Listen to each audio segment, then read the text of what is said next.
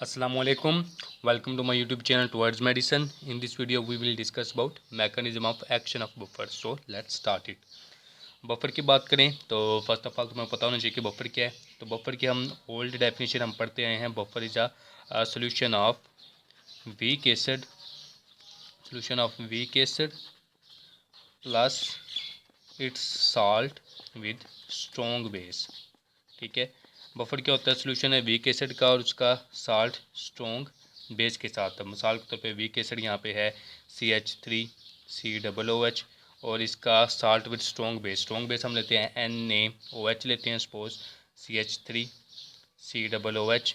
ठीक है, ये वीक एसिड हो गया, ये इसकी स्ट्रॉन्ग बेस होगी और इसके साथ रिएक्शन करवाया तो हमारे पास प्रोडक्ट आ गया CH3COO जमा H2O।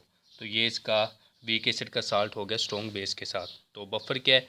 सोल्यूशन है एक वीक एसिड का, वीक एसिड प्लस इस साल्ट विद स्ट्रॉन्ग बेस। ठीक हो गया, तो ये सोल्यूशन जो है इसको हम नाम देते हैं बफर का। ठीक है, तो ये आयोनाइज होकर बना देगा CH3COO negative plus H positive plus Na positive. ठीक है, ये है बफर। और ये बफर की हमने डेफिनेशन पीछे पढ़ी हुई है हमने FSC के लेवल पे, लेकिन यहाँ पे डेफिनेशन थोड़ी सी चेंज लिखी हुई है। यहाँ पे बफर किसको कह रहे हैं? यहाँ पे ये कहते हैं कि एक वीक एसिड है, जैसे CH3COOH है वीक एसिड, तो इस वीक एसिड का सोल्यूशन इसकी कॉन्जुगेट बेस के साथ, इसको हम नाम देते हैं बफर का। तो ये वीक एसिड है, इसने आयोनाइज हुआ, आयोनाइज होकर ये बनाता है CH3COO negative plus H positive. ठीक है, तो ये एसिड हो गया, ये इसकी कॉन्जुगेट बेस होगी। तो ये क्या है? इसको ही कह रहे हैं कि एक बफर है। अब बफर जो है pH को रेजिस्ट करता है। पहले ऊपर वाले बफर पे इनके जो हमने प्रीवियस डेफिनेशन पढ़ी है उसके अकॉर्डिंग देखते हैं। अब ये एक बफर है, इस बफर के अंदर हम हाइड्रोजन H पॉजिटिव डालते हैं। अब H पॉजिटिव क्या है? एसिड है, H पॉजिटिव का काम है pH को कम करना, लेकिन बफर क्या करेगा? इस pH को रेजिस्ट करेगा। किस तरह रेजिस्ट करेगा कि H पॉजिटिव हमने डाला तो H पॉजिटिव डालने से इस साइड पे इक्विलिब्रियम जो है वो डिस्टर्ब हो जाएगी, यानी कि इक्विलिब्रियम डिस्टर्ब होगी। किस तरह से कि हाइड्रोजन आयन इस साइड पे इंक्रीज हो जाएंगे। जैसे कि ये एक सपोज के एक टब है, यहाँ पे भी एक टब है, आपस में ये जुड़े हुए हैं। तो अब पहले पानी जो है एक लेवल पे यहाँ पे पड़ा हुआ था, अब इस साइड पे हमने हाइड्रोजन डाल दिए हैं। अब हाइड्रोजन इस साइड पे आ गए हैं, हाइड्रोजन तो वाटर इंक्रीज हो गया। अब क्या होगा कि इस पाइप के ज़रिए से कुछ वाटर दूसरी साइड पे चला जाएगा और फिर दोनों जो है एक लेवल पे आ जाएंगे। ठीक है, इनिशियली दोनों इक्वल थे, एक साइड पे हमने पानी को इंक्रीज़ कर दिया तो कुछ फ्लो करके बैकवर्ड दूसरे टब में चला जाएगा। यहाँ पे भी इसी तरह का होगा केस। कुछ हाइड्रोजन आयन हमने डाले तो राइट साइड पे हाइड्रोजन आयन जो है वो इंक्रीज़ हो गए। अब क्या होगा? कुछ हाइड्रोजन दोबारा इस CH3COO नेगेटिव के साथ जुड़ जाएंगे और रिएक्शन बैकवर्ड चला जाएगा और CH3COO अनडिसोसिएटेड फॉर्म में इंक्रीज़ हो जाएगा। यानी कि सपोज़ के जब हमने हाइड्रोजन डाला, हाइड्रोजन डालने से पहले जो है 10 ग्राम जो है ये डिसोसिएटेड फॉर्म में पड़ा हुआ था। ठीक है, तो जब हाइड्रोजन हमने कुछ डाला है तो सपोज़ के 3-4 ग्राम जो है बैकवर्ड अनडिसोसिएटेड फॉर्म में चला गया। हाइड्रोजन डालने के बाद डिसोसिएटेड फॉर्म यहाँ से 7 ग्राम हो गई है। तो इसका मतलब क्या है कि हाइड्रोजन हमने डाले हैं तो CH3COOH की डिसोसिएशन कम हो गई है, मतलब जो ऑलरेडी अवेलेबल एसिड था वो पीछे चला गया, वो कम हो गया। तो इससे pH में ज़्यादा चेंज नहीं आता। यही केस होता है बेस डालने पे। यहाँ पे OH नेगेटिव डालते हैं हम, OH नेगेटिव डाल दें तो क्या होगा?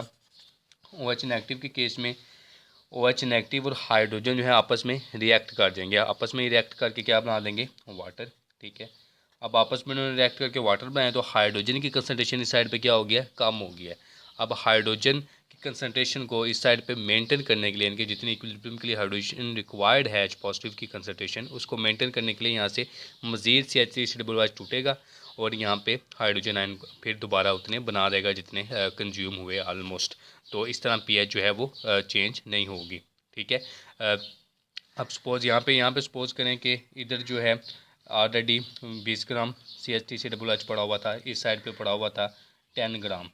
तो हमने कुछ OH डाले जिन्होंने इस हाइड्रोजन को पिकअप किया, तो उससे क्या होगा? इसकी डिसोसिएशन मज़ीद इंक्रीज़ हो जाएगी।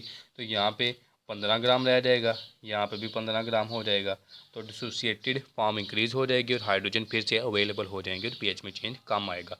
सेम केस यहाँ पे भी है। यहाँ पे भी उसी तरह अगर हम H पॉजिटिव डालेंगे तो H पॉजिटिव इसके साथ मिलके दोबारा अनडिसोसिएटेड स्टेट में चला जाएगा और pH में चेंज नहीं आएगा। अगर OH नेगेटिव डालेंगे तो OH नेगेटिव H पॉजिटिव को पकड़ के वाटर बना देगा और इधर से मज़ीद ये टूट के फॉरवर्ड आ जाएगा रिएक्शन और दोबारा से H पॉजिटिव अवेलेबल हो जाएंगे और pH में चेंज कम आएगा।